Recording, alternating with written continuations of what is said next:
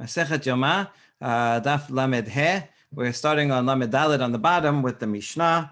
Hevi'u lebet haparva. So we already finished the first. He dunks the first time in the morning, and he puts on his golden clothing and does the regular service korban tamid. And now he's going to go to the mikveh a second time, and this time he's going to put on the bigdei habad in order to get ready for the avodat Yom Kippurim. So he goes to Bet HaParva, right? That's the area in the southern part of the courtyard where they had the mikveh. Bakodesh Shaita. Just remember the first one, he went to the mikveh outside the courtyard because he didn't start yet. Now he's in the courtyard. All the rest of the mikvahot are going to be inside. Parsu Sadin Shabus Ben Ode Ben Ha'am. And they're going to spread out a sheet made out of linen in front of him, so that for privacy, and and then he will. So the first thing he does is he rinses his hands and feet. We have a picture of that too, in case you like to see hands and feet. And then he removes his bigdei zahav. And then, first he washes and then he removes his clothing. That's Tanakama. Rabbi Meir says the opposite. Pashat, Kidesh Adavar. First he removes his clothing, and then when he's undressed, he washes his hands and feet. Because according to Rabbi Meir, washing the hands and feet is a prerequisite to getting dressed, not to getting undressed. Yarad v'tabal alav v'nistapag. He goes down to the mikveh. He comes out of the mikveh and dries himself off. He wears the white, the four garments of white clothing, special for Yom Kippur, and once again washes his hands and feet. So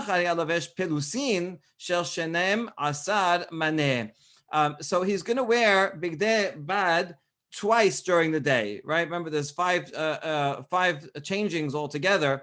Once is to bring in the ketoret and do everything he has to do in the Kodesh Kodashim. The second time will be later in the afternoon when he brings it out. And so how much is his clothing worth? The one in the morning is made out of linen from Egypt, from a place called Pelusium. Here it is. Here's on the map. A very, very fine linen. And it was worth 12 maneh, 1,200 dinar or zuz. And one in the afternoon, ben abayim haneduyim shel shemoneh me'ot zuz. These are from a place in India of very high quality, but less than the morning. These are only worth 1,200. These are worth only 800 zuz.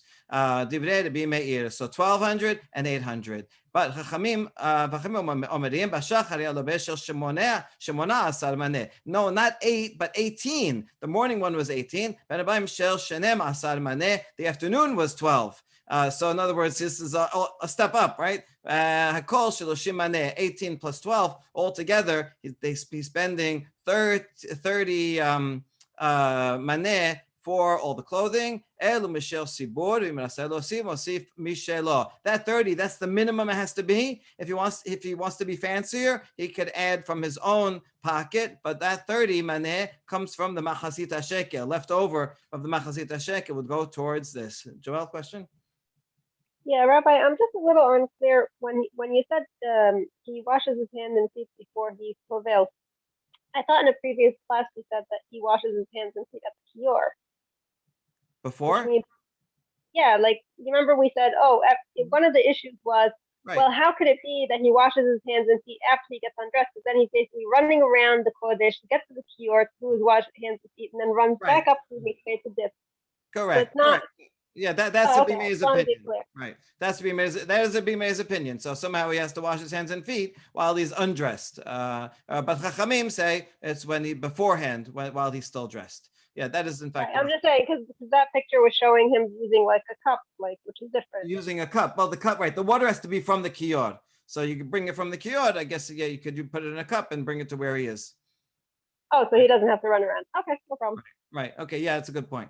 All right. Now, my parva. Why is it called Bet HaParva, the area where his own mikveh was? Amar Rav Yosef, parva amgusha. Parva means a Persian sorcerer. This is very strange. Why is it named after a Persian sorcerer? Well, there's a couple of explanations. One is that there was some sorcerer who converted to Judaism, and after he converted, he donated this area. So it's known as the guy who used to be a Persian sorcerer. Or it's not so nice after someone to converse to still remind him of his idolatrous ways beforehand. That's called onat devarim. According to Rambam, as a different reason, that there was some guy, a sorcerer, he wanted to see what the Kohen Gadol did in the Kodesh Kodashim. He wanted to, see whatever gods he wanted to hear God's name pronounced, or he wanted to see, what some kind of special things he was doing in there. And he dug a hole under Har HaBayit in order to peek his head out so he could spy on the Kohen Gadol. Well, this tunnel was found out, and the guy was killed.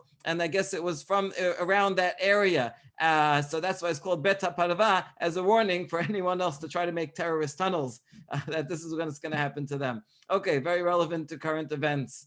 Parsu Sadin Shel Bus. Maishana Shel Bus. Why, when they lift up a curtain, it could be made out of anything. It's just for privacy. Why does it have to be made out of fine linen? It's a reminder. Listen, today's Yom Kippur. Everything that you do for Yom Kippur, you're going to be wearing fine linen. We saw this before, but before it was quoting here. It said, Kahana. Here's the original place that he said it.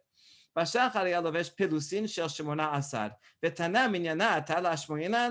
on the Mishnah. It said in the morning 18, in the afternoon 12, altogether 30. What, you need to teach us basic math? I can add 18 and 30 and 12 myself. Well, you don't need to tell me that it adds up to 30.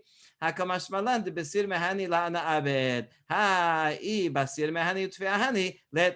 point is that the minimum that it has to add up to altogether is 30. If you want to make the morning one a little bit more, then you can make the after one a little less. You're going to make the morning one a little less, then you got to make the one a little more. Okay, this is the minimum standard, 30 altogether. That's why it has the sum. Okay, but everyone agrees the morning one is better. We saw two opinions about, is it 12 and 8 or 18 and 12? But everyone agrees that the morning is more expensive than the afternoon. What's the source? Amar Rav Huna bered Rav Eli, Amar Kera, bad.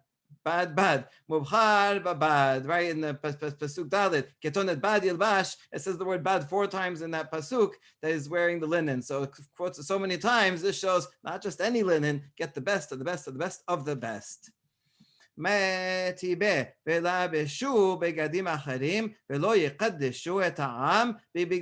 have a challenge to this from Sefer Yechezkel. So I'm going to quote the full Pesukim here.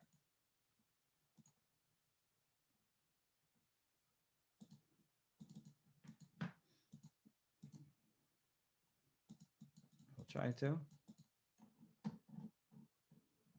Okay, Yechezkel, this is actually the Haftarah for Parashat Emor. Okay, thank you. And where the Yechezkel talks about the laws of the Kohanim. And we see that there's actually some contradictions between what Yechezkel says and what the Torah says in Parashat Emor. Because of these contradictions, the rabbis wanted to put the book of Yechezkel in Genizah and not read it. Until one rabbi, Hananiah ben Yechezkel, came with 300 jugs of oil and resolved all of the contradictions. And that's why Yechezkel is still in Tanakh. Okay, here we'll see one of those contradictions, and when we can see actually how he resolved it. The Pesukim in Yechezkel say, Hakonim Elviyu b'nei Sadok. First of all, not any Kohanim, only Bnei Sadok. They're the faithful ones. They're the ones that are going to have to serve. So apparently, Yechezkel time is only the only family that he could trust were Bnei Sadok. And okay. When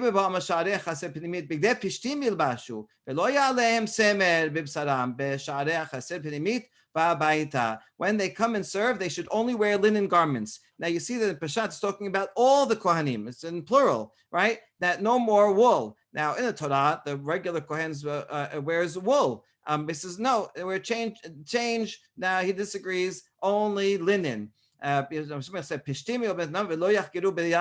seems to be the reason. Wool was very sweaty, very hot, so they should wear linen. Okay, I guess that's a good reason. And then this is the main pasuk we need for us, our purposes. When they leave the courtyard, to go to the people, they should remove their bigdei kehuna that they served in and leave them there. Belishkat hakodesh. And wear other clothing, wear regular clothing. In other words, don't wear your fine linen bigdei kehuna when you leave and go to the people. That's the pasuk in Yechezkel. So you could see that if we read it according to Peshat, it seems to contradict the Torah, or maybe he's making a change that it shouldn't wear wool, but rather linen anymore. So how do we resolve this? Maybe this is one of the resolutions that Hananiah ben Hizkel made, could be, that he said, no, this is talking about the Kohen Gadol, because after all, Kohen Gadol, he's the one that wears bigdei abad. Not talking about regular Kohanim, it's talking about Kohen Gadol on Yom Kippur. And what does it say about him? That he should he should take off his clothes and wear begadim acherim. So that's the point, that this is the phrase that we're going to focus on here, this begadim acherim.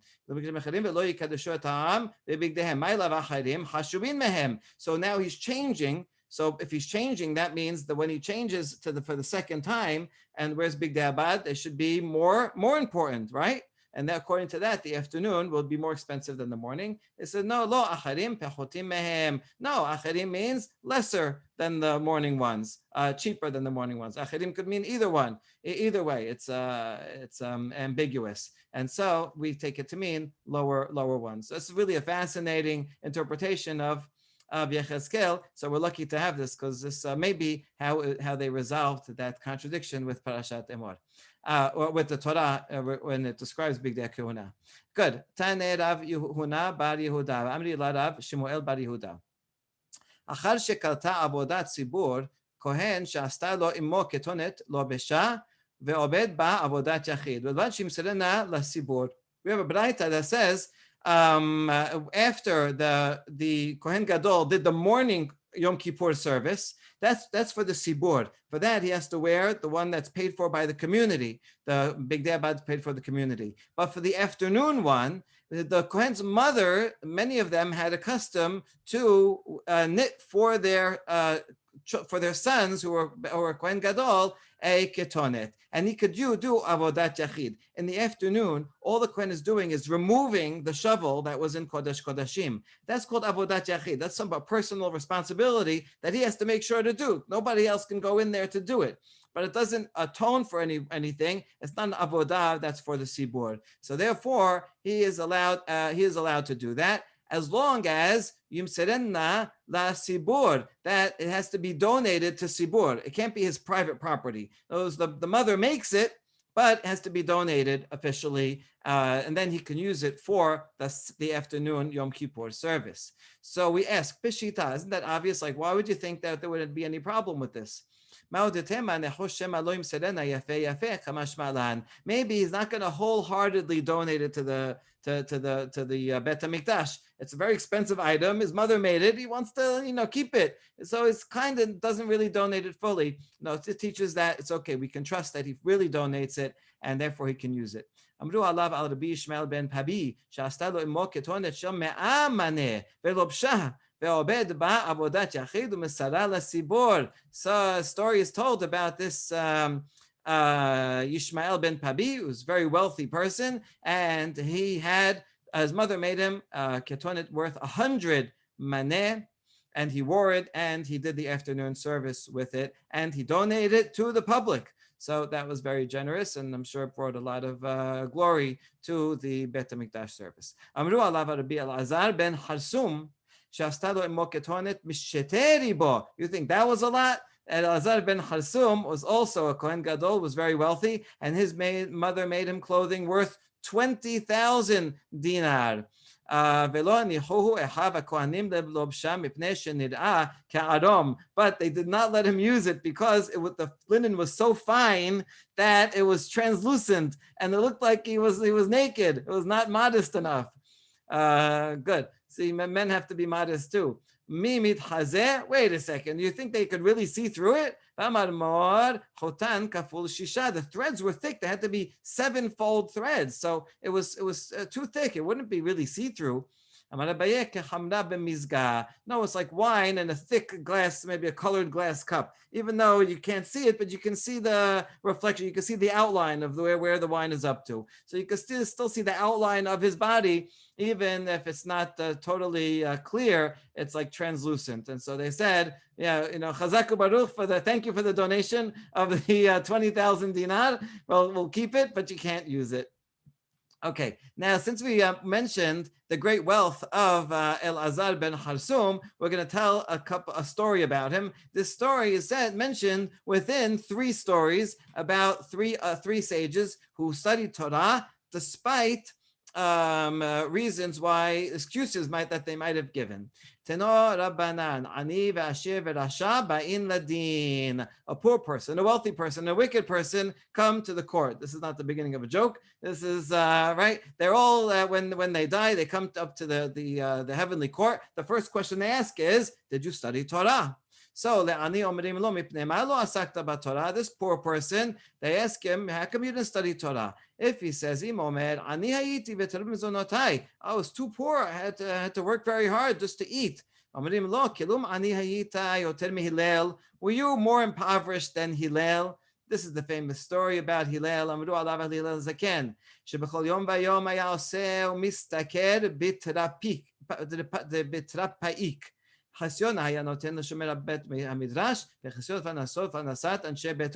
eventually became the Nasi, the patriarch, and that was a very high position. I'm sure he wasn't poor at that point, but the beginning of his career, he was so poor, he would go and do some work, and he got like a half dinar, a very small amount. Half of that he would give to the guard of the Bet Midrash. You have to pay an entrance fee, and the other half he would give to his family so that they could have something to eat. One day he didn't find work that day. Just day labor, no work that day. He made no money. So the guard at the Bet Midrash didn't let him come in. But he had to hear the Torah for that day.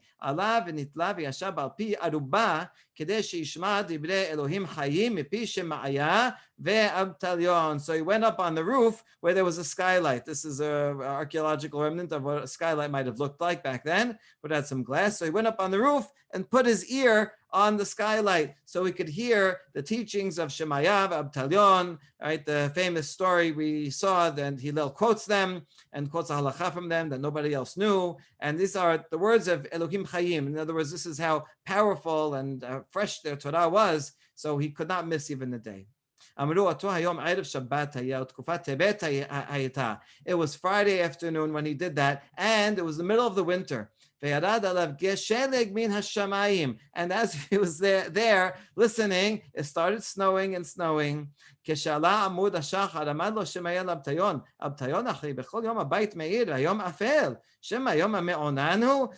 anyway, they're learning. They come, Shemat comes, Abtayon come in the morning, and they're waiting for sunrise. They're there beforehand, and they're looking. It's very dark in here. Every day it's light, around this time. Why is it so dark? Maybe it's cloudy. So look up at the skylight. They see a man up there. They say, who's up there? So they went up and they found it snowed 3 amot, like 5 feet of snow. Very unusual for to happen in Jerusalem, but it could happen. So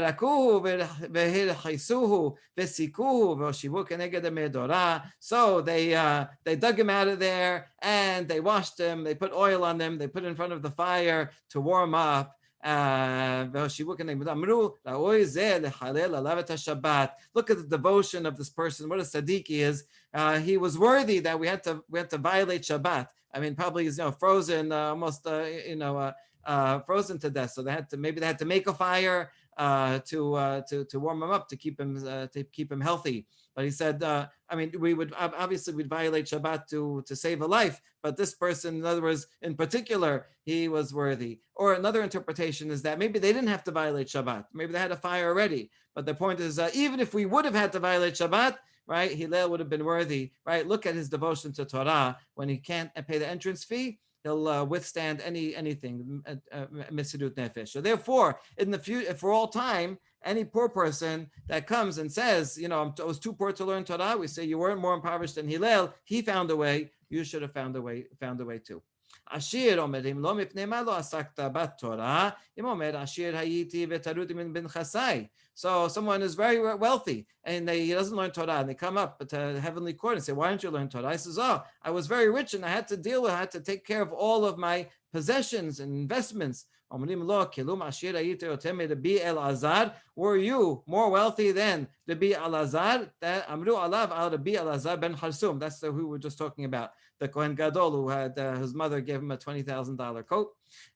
שהניח לו אביו 1,000 עיירות ביבשה ונגדן 1,000 ספינות בים. His father left him as an inheritance 1,000 cities and another 1,000 boats on the sea. בכל יום ויום נוטל נוד של קמח על כתפו, ומלך מעיר לעיר מדינה למדינה ללמוד תורה. But he didn't involve himself with all of his investments. He didn't pay attention to them. He left he appointed someone else to take care of them. Instead, he just took a jug of flour just so he could have something basic to eat.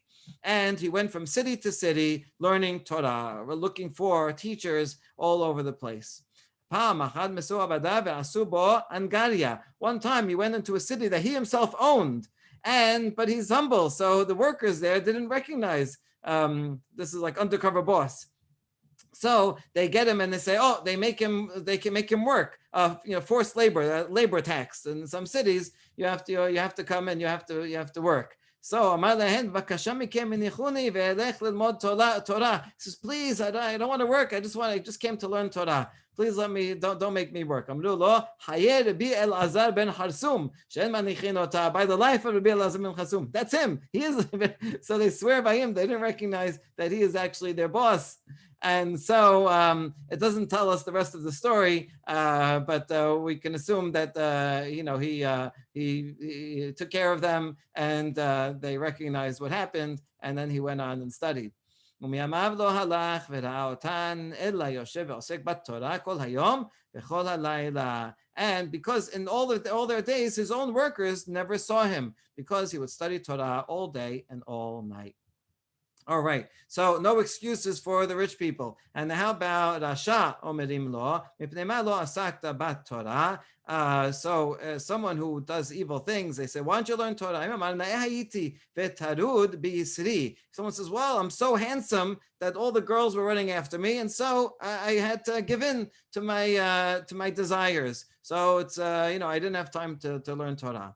So we'll tell them, Omrim lo, kilum nayayitem Yosef, are you more handsome than Yosef? Yosef HaSadik, אמרו עליו, על יוסף HaSadik, בכל יום ויום הייתה אשת פוטיפר משדלתו בדברים. Every day, Potiphar's wife would try to seduce him. בגדים של שחרית, לא לבשה לו ערבית. בגדים של ערבית, לא לבשה לו שחרית. She didn't wear the same outfit, right, from the morning to the night. Every day, she's changing outfits to try to impress him, to try to seduce him. אמרה לו, הישמע לי. She said, please, submit to me. אמר לה, לאו, no, I will not. אמרה לו, הריני חו בשתך בבית הסורים. If you don't sin with me, I'll put you in jail. אמר לה, אדוני מתיר הסורים, God will get me out of jail. I'm not afraid of you. הריני כופף את קומתך, I'll push you down. אדוני זוקף כפופים. Right, this is predictable. God lifts up those who are bent. הריני מסמת עיניך, I'll blind you. Yosef said, no problem. אדוני פרקה חברי, I'm not afraid of you. נתנה לו 1,000 כיכרי כסף לשמוע עליה, gave him 1,000 pieces of silver and to listen to her, but he wouldn't. Lishka besla liot ima velo rasa lishmoa eleha. Lishka besla, what does the pasuk mean? Why does it repeat itself? Lishka besla ba'olam hazeh liot ima la'olam haba. He refused to sleep with her in this world because he didn't want to be with her in the next world, right? In other words, in the place of punishment, right? No thanks. This is not temporary gain for a long period of suffering. That's a really fun derasha. So what do you see from here? That nobody is more handsome than Yosef, but he was able to overcome his passions and be a Sadiq, be a Ben Torah. So therefore, Nimsa Hillel mechayev ha'aniyim, Rabbi Elazar ben Charsum mechayev ha'ashirim, Yosef mechayev et harshaim. So each one is will give the lie to anyone who tries to use poverty or wealth or their good looks as an excuse. Interesting, it calls someone with good looks Rishaim, right? Like it's okay. We assume it's going to be an extra challenge for them. All right. Now, next Mishnah. Balo etzel paro. Ufaro haya omed ben haolam ve'lamizbeach.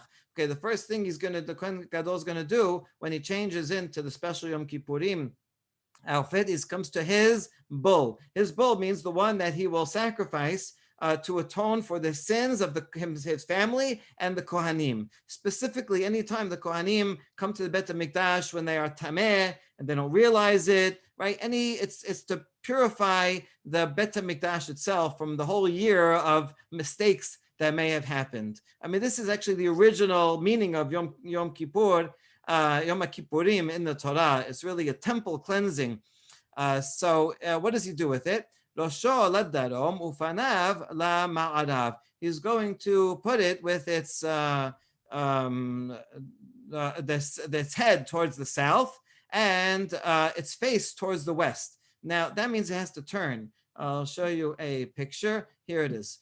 So this is looking south. This is the southern side. This is the northern side of the Mizbeach. The ramp is on the other side.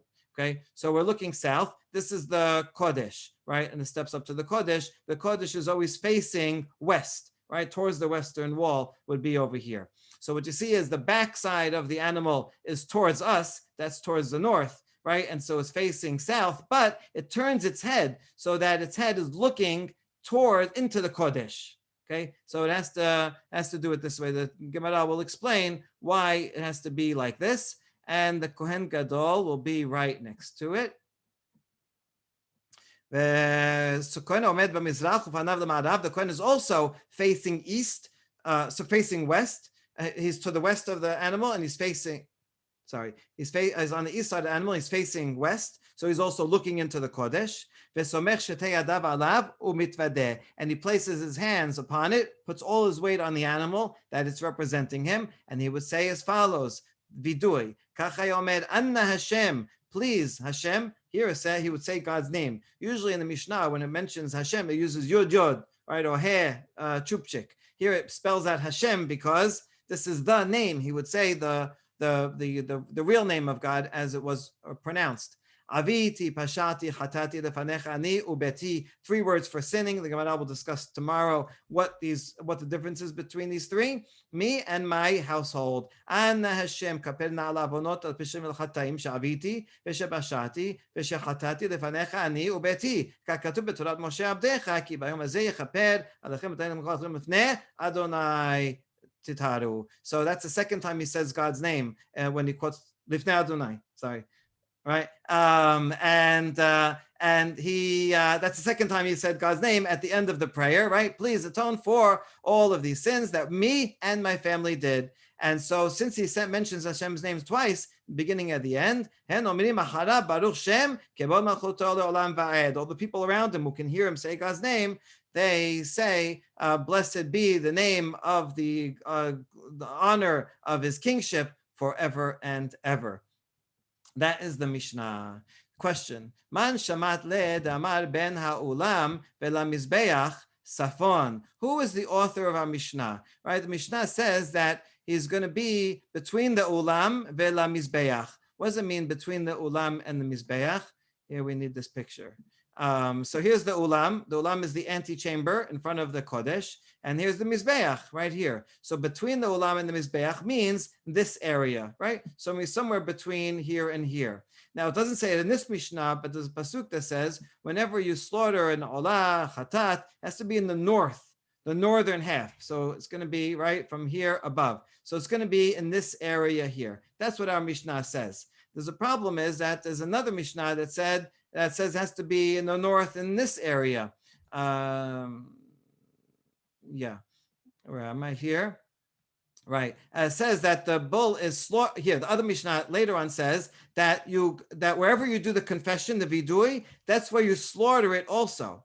So now we know that you're going to do the confession in this area, but you're also going to slaughter it there? Are you allowed to slaughter it in this area also? Or can you only slaughter it in this area? So we're about to quote a three-way machloket. Where are you allowed to slaughter in Olah and Hatat and Asham? Is it only in this area, or this area also? According to the Biyoseh, it's only in this area. So our Mishnah cannot be that opinion. According to Bielazar, it could be in this area also. So he is the author of our Mishnah, because since he said that you do the vidui here, and we have a principle that you do vidui in the same place that you do the slaughtering, it must be that you're allowed to do the slaughtering here. Who says you can do the slaughtering here? Only the Bielazar. Question? Yeah, but if the bull has to be looking towards the Kodesh, so wouldn't it have to be in area A where it can see the Kodesh? Because if the bull is in area B, he can't really see the Kodesh very well. No, yeah, that's a good point. But he doesn't really have to see in. I mean, we're not testing him on his eyesight. So he could be, you're right. So according to Bielazad, he could be in this, close to it, and would be able to actually see in. See, his backside would be towards this area and then looking in. But according to the Biyoseh, he could be in this area and still his backside would be here. He's facing the Mizbeach and his head is turned towards the west. So he can't see into the doorway. That doesn't matter. He could, as long as he's looking towards that direction, that would be sufficient. Okay. So who is the author here? Rabbi Elazar b'Rabbi Shimon. He has to be Rabbi Elazar b'Rabbi Shimon. The Tanya. Ezehu safon mikir shemizbeach sefoni vad kotel azara. When you say north, how far north? It means from the wall of the mizbeach, right? The northern wall of the mizbeach, and towards the edge of the courtyard, from here till here. This area is called north. And has to be in parallel to where the mizbeach is. So only that middle section, that's the first opinion, only here. So this can't be the author of our Mishnah, because our Mishnah said it has to be in this area. Second opinion, Rabbi Elazar b'Rabbi Shimon Mosif. Ben Haolam Mizbeach. He adds, he agrees with Biyoseh, but adds also the area between the Mizbeach and the Ulam. So that's good. He could be the author of Mishnah. There's a third opinion that we're going to have to figure out. The Yehuda Nasi, Mosif af mekom dedisat raglei Kohanim, v'af mekom dedisat raglei Yisrael. The B adds also area C, right here where the Kohanim can go, and as far as the Yisrael can go, he says this is also called north of the Mizbeach, even though it's not parallel. That's also fine. So can he be the author of our Mishnah? Let's see. However, everyone agrees that from where it says diagram 2 here, from here and westward is not allowed. There's no way that that's allowed. I'll show you a better picture. In other words, here, the Chalifot, this is the knife area. This is where they kept the knives, here and here. So from here and in, even though it's north of the Mizbeach, it's too far away, and there's no way he'll be able to see, into it. So everyone agrees that that's no good. That is the Braita. Now, wouldn't the actual Mizbeach itself block the bull from seeing? I guess at least the picture in this had the bull looking into the Kodesh Kodashim. Yeah. But if he was on the outside in that area C, wouldn't it block it anyway? If he's in area C, well, yes, if he's right in front of it, but he's north of it, so let's say he's here, right, in this area. I guess in your other diagram. He can't see into the doorway, you're right, but he could see the front of the ulam. Okay. Right, that's all, that's sufficient. You keep saying C, it's not about seeing, it's just that he's facing the Kodesh. He's facing, right. If you're behind the Kodesh, then you're already no good. Right. Now, lema Rabbi Elazar b'Rabbi Shimon he velo Rabbi. Okay, so for sure it can be Rabbi Elazar b'Rabbi Shimon, but maybe when you say that, you mean that it's not Rabbi, right? Because Rabbi says maybe he says this area and not this area, right? Only this area, but so therefore Rabbi cannot be the author. It's not clear if Rabbi agrees with also B and A or only B and C. So is that what you think? This is no. Wait, think he only agrees with the middle area? For sure he agrees with the Elazar b'Rabbi Shimon. If he's adding even the farther away, for sure he's going to agree that the closer one is fine. So that would be okay. What do you mean? So this is what we meant. This is what the B meant to ask. This is what I meant to ask about Rabbi. If it's Rabbi, you should have said he could do it anywhere. From the fact that it says only in that area, it sounds like it's not Rabbi. So then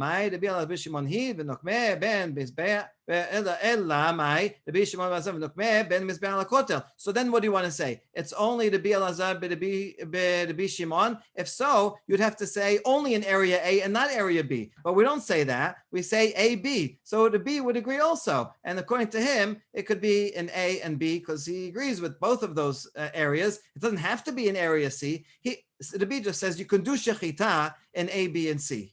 But he can agree easily that when you do the vidui, that should be in area A. So he can be the author as well. What's the whole reason why we do it in that area? Because we want to make the life of the Kohen Gadol easier. He's very weak. He's fasting. He's working all day. If you do it here, it's easier because then he could just come around and he'll go up the ramp. It's less walking than from here or here. So that's a simple reason. I mean, it's not a very long walk, but okay, he's carrying things, so we make it easier for him. Good. The Mishnah continues and said, how can you have his head facing south and his face facing west? Which one is it? Pick a direction. His body is facing south, but he turns his head to face west. So that's how he does it. So why bother? Why not put him straight? Why not to have him facing the Kodesh and his back will be the other side to the east, right? Why does he have to turn his head? We're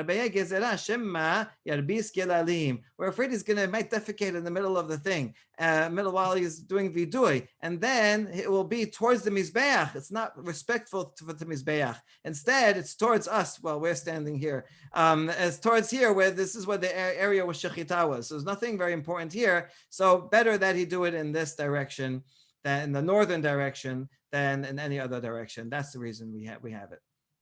Tenoda banan. Kesat somech hazevach. How does he place his hands? Omed basafon ufanav le'ma'arav v'somech omed b'mizrach ufanav le'ma'arav. So the animals in the north and his face to the west, right? So northern half of the courtyard facing west, and he is standing on the eastern side and facing west. And he puts his hands between its horns. He should not have anything interposing between. He has to be touching the animal itself. Al chatat avon chatat. Al asham avon asham al ola avon leket shechecha upeah umaaseh sheni divrei Rabbi Yosef. So when he mentions the three categories, what do they include in each of what's included in these three categories? So no, it's talking about in general.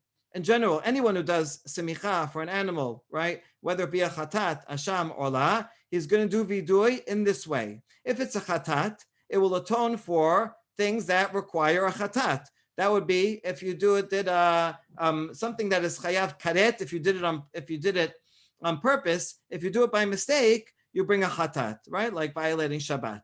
So that would be an example of why you bring a chatat. Asham is brought for very specific things like stealing, lying. Right? The Torah mentions 5 different categories that you bring asham for. Olah, what is an olah for? Torah never specifies what kinds of things you bring an olah for, and that's going to be a subject of the machloket right now. It's for leket shecha upeah. For, if you do not leave these different things for the poor, right, the gleanings that fall, or the sheaves that you left there, or the corner, and also adds ma'ased ani here, although Rashi removes the words ma'ased ani. So if you don't do that, that's what an olah is for. That's the words of Rabbi Yosef HaGalili. Okay, it seems to me not only those 3, like what's so important about those 3? I guess it is important to take care of the poor, but these are all within a category of things that it's mentioned as an aseh and a lo ta'aseh and an aseh. It says don't take them, leave them for the poor. So there's a no, don't do it, and a positive, also do it. So that seems, because it's formulated in that way, anything else formulated in that way as a lav and an aseh back to back, that's what is for an olah. Question? Yeah, this is the part that the Kohen Gadol is doing, that's for lechater alav ve'al beito. The Kohen doesn't have land, so how could he have done any sin with respect to Right. Hillel? Good. This good question. This baraita is not talking about the Kohen Gadol. This is saying in general. The Kohen Gadol is one example, right? He's bringing his pod and doing the vidui on his pod. Very good. But he has to do it in the same way that all Kohanim all year round bring a hatat, a sham, and an olah. So that's why we're bringing this to elaborate. But you're absolutely right. He would not have a problem of pe'ah if he doesn't own any land. Good. Okay, so and whenever in general, when someone brings an olah, what is it for? According to the Biosag Galili, it's for these three sins and those that are like them. Rabbi Akiva Omer and olah ba el al aseh v'alot ta'aseh shenitak la'aseh. Rabbi Akiva says we bring an olah for not performing an aseh and for alot ta'aseh that's connected to an aseh. What is that like? It's alot ta'aseh is like don't steal. If you did steal, return it. Right, so that's a lav and an aseh that helps you make up for the lav. Or one that we know from Pesachim is notar. Don't leave it over till morning. Right, eat it all at night. If you do leave it till morning, then you have to burn it. Right, so these things, because there's no specific punishment for the lav, instead is just a makeup, a way to make it better. So how do you atone for it if there's no other punishment for it? Usually a lav that has no punishment, you get malkut. If there's no other punishment mentioned, so you get malkut. But these, you don't get malkut because there's an aseh. So how are you going to atone for it? That's what an olah is for. Okay, so the Bioseh, Hagalili and the Akiva have similar categories. Something that is something that you should not do, connected to something that you should do. So now we ask, what is the difference between these two opinions? We're going to see two answers, and then we'll finish for today. They're arguing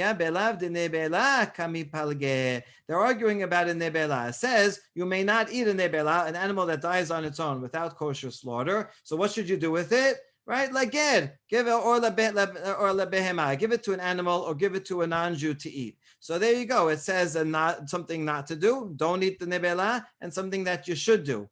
But that is a difference between them. Rabbi Akiva sabar lav me'al yahu, Rabbi Yosef Galili sabar lav me'al yahu. Rabbi Akiva says this is a full-fledged lav, and it says don't eat a nevela. That's it. Don't eat a nevela. If you do it, you get malkut. It's not a lav hanitak la'aseh. The aseh is just a good idea. Listen, since you can't eat it, don't throw it away. Give it to an animal. Give it to a person, non-Jew, who can eat it. Right? It's not a makeup. If you eat it, if you violate the law and you eat it, then it's eaten. There's no way you can then give it to someone else. So these are two separate things. This is a regular lav. And since you get malkut for it, you don't bring an olah for it. That's Rabbi Akiva's opinion. Lav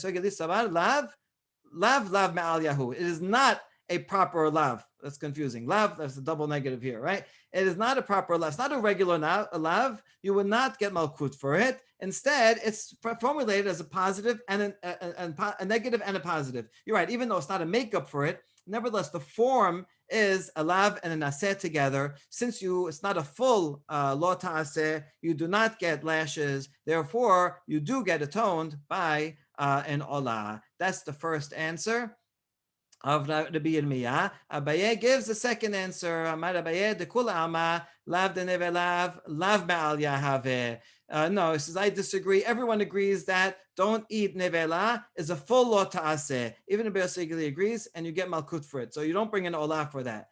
Rather, I have a different example. Hacha beta'azob ka mi palge. It's talking about the things that you leave in the field, leket shichecha and pe'ah, where it says, don't take any of those. Rather, leave it for them. The Rabbi Akiva sabar ta'azov meikara mashma. Rabbi Akiva says when it says leave it for the poor, that's saying from the beginning, right? Don't take it, leave it for the poor. So it's all one. That's a regular lav. So if you don't do it, there's no makeup, and you get lashes. No, it's talking about after the fact. You're supposed to leave it. Let's say you didn't leave the shichecha pe'ah, right? You took it for yourself. Well, then go back and put it back outside, right? How do you make up for it? So you put it back outside. So therefore, he sees the aseh as a makeup for the lav. since it is an aseh and a lav that are connected to each other, therefore it's not a regular lav, therefore you do not get lashes for it, and therefore, according to the Hayyale, you can bring an olah to atone for the sin of leket shichicha and pe'ah. Baruch Adonai Olam, amen v'amen. We'll finish the rest of this daf tomorrow.